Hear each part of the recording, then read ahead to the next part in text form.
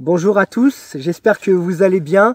Je vous ai préparé un beau cadre derrière, c'est à 1 kilomètre de chez moi, donc je suis dans les règles. Je m'appelle Christian Descamps et je voudrais vous raconter comment je suis devenu chrétien en 2013, donc encore récemment. Je voudrais remercier encore Marc pour son invitation. Merci de m'avoir proposé d'apporter mon témoignage, comment je suis venu à Christ. Je vais vous raconter ça. J'avais donc 22 ans.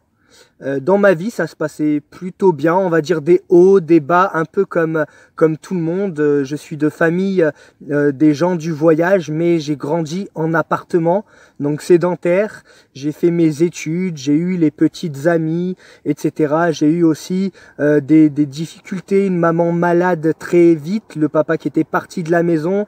Mais voilà, j'avais une certaine foi en Dieu. Je croyais en l'existence d'un Dieu créateur qui aurait fait le ciel qu'on voit ici, toute cette végétation magnifique, l'être humain.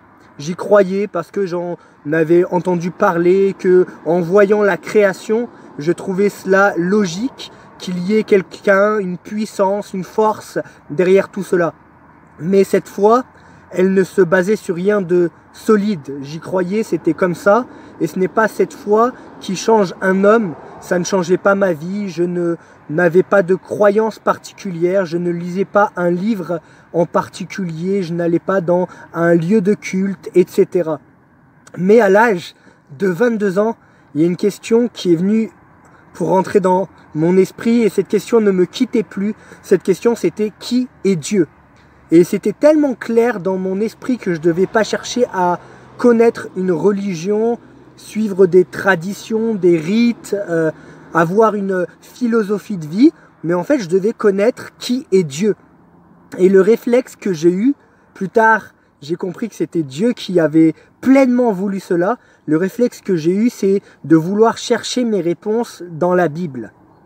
Chercher la vérité dans la Bible. Et moi qui n'avais pas de Bible à la maison, je me suis rendu sur mon ordinateur et j'ai tapé sur mon ordinateur Bible en PDF et je me suis retrouvé à lire le Nouveau Testament, la deuxième partie de la Bible.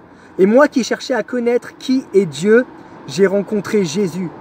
Et incroyable cette découverte de Jésus. J'ai vu un homme qui prenait du temps pour les personnes dont on ne s'occupe pas généralement, ces personnes qui n'ont pas d'intérêt aux yeux des hommes, les personnes souffrantes, malades, délaissées, les gens de mauvaise vie, etc. J'ai vu qu'il faisait du bien partout où il allait, qu'il guérissait les malades, qu'il parlait de Dieu comme s'il le connaissait intimement.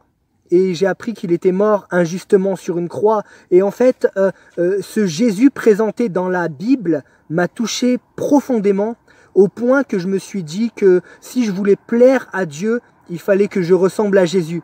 Alors j'ai commencé à changer de vie par mes propres moyens. Et j'ai commencé à devenir un genre de bon samaritain. Arrêter de fréquenter des mauvaises personnes, d'être au mauvais endroit, arrêter de dire des gros mots, toutes sortes de choses comme celle-ci. Et j'ai commencé à me rendre dans une église évangélique qui me semblait correspondre à ce que je lisais dans la Bible. Et quand je lisais la Bible, lorsque j'allais à l'église, j'écoutais, je tombais sur des versets qui me disaient notamment, par exemple, que le salaire du péché, c'est la mort. Et là, je comprenais que j'étais pécheur. Et que finalement, en fait, j'avais beau changer mon apparence, j'avais beau changer mes lieux de fréquentation et ce que je pouvais faire par mes propres moyens, ben, le salaire du péché, c'est la mort. Si je venais à mourir, j'irais en enfer pour ce que je faisais et ce que j'avais fait par le passé. Ce qui était fait, le mal comme le bien. Et là, j'étais en pleine crise de remise en question. Je me disais, mais je veux être auprès de Dieu si je viens à mourir, mais je sais que je n'y vais pas. Je veux faire le bien, pourtant je n'y arrive pas pleinement. Et j'étais un peu perdu au-dedans de moi-même parce que j'avais prévu un changement de vie. J'avais commencé à me rendre à l'église, j'avais commencé à faire le bien autour de moi, à changer, etc. Mais je savais que ce n'était pas suffisant. Et lorsque j'étais dans cette pleine crise de remise en question, c'est là que j'ai ouvert la Bible. C'est là que j'ai ouvert la Bible. Et lorsque j'ai ouvert la Bible, ben, j'ai compris la réalité de ce livre que je lisais depuis des semaines et des semaines. J'ai compris que ce n'est pas moi qui devais m'offrir une place auprès de Dieu au paradis, mais c'était un cadeau de Dieu. C'était grâce à Jésus, le don de Dieu. La Bible disait ce verset, le salaire du péché, c'est la mort, mais le don gratuit de Dieu, c'est la vie éternelle en Jésus. Et c'est là que j'ai compris. C'est là que j'ai compris avec le cœur. Et c'est là que ma vie a réellement changé. Je n'avais pas la possibilité de changer pleinement par mes propres moyens. Mais c'est Dieu qui devait le faire. Je ne pouvais pas aller au paradis, avoir cette assurance du salut par mes propres moyens. Mais c'est Dieu qui pouvait le donner par Jésus-Christ. Alors j'ai compris qui était Dieu. C'est Jésus-Christ. Moi, je vous ai pas dit ça, mais mon père est parti très vite de la maison. Moi qui n'ai pas connu mon père, moi qui n'ai pas eu de père. J'ai un Père céleste maintenant qui est là et qui veille sur moi. Depuis que je l'ai rencontré en 2013, début 2013, j'ai pris cet engagement de passer par les eaux du baptême. Et depuis, ma vie n'a plus été du tout la même. J'ai pu m'occuper de ma maman qui est tombée malade rapidement lorsque j'avais 12 ans. J'ai pris conscience que j'avais mes limites et grâce à Dieu, j'ai pu tenir bon jusqu'au bout, m'en occuper jusqu'au bout. Depuis, je sers le Seigneur comme je peux, dans les petites choses, dans les grandes choses. J'ai une paix sans pareil alors que ma mère depuis est décédée. J'ai eu la consolation dans le cœur.